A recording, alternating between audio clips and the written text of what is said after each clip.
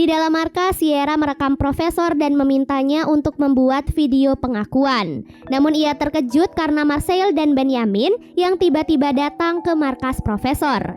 Ia pun langsung memukul profesor sampai pingsan dan mulai menyiapkan jebakan. Marseille dan Benyamin yang sampai di dalam markas melihat profesor di atas ranjang dan mengira ia tertidur. Namun Sierra tiba-tiba muncul dan langsung menyuntikkan bius pada Marseille. Sementara Benyamin dikepung di dalam toilet dan terpaksa harus menyerahkan diri.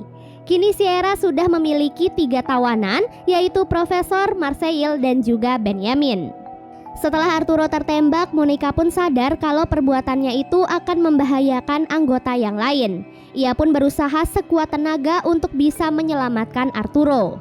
Oleh sebab itulah Raquel dan yang lainnya harus merelakan Arturo dan beberapa tawanan untuk dibebaskan agar Arturo bisa segera mendapatkan pertolongan.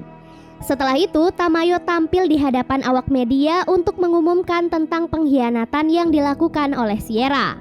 Hal ini dilakukan agar pihak militer segera mendapatkan akses untuk penyerangan ke dalam gedung. Oleh sebab itu, Tamayo pun mengatakan Sierra saat ini sudah ditetapkan menjadi buronan karena sudah bekerja sama dengan profesor.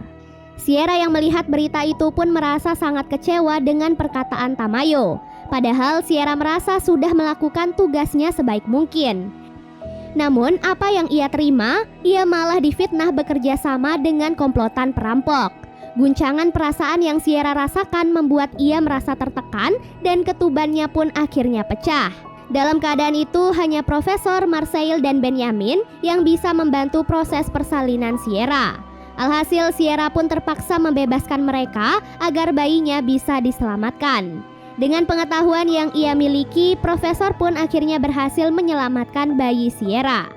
Di dalam gedung, Raquel memimpin yang lainnya untuk bersiap-siap menghadapi serangan militer.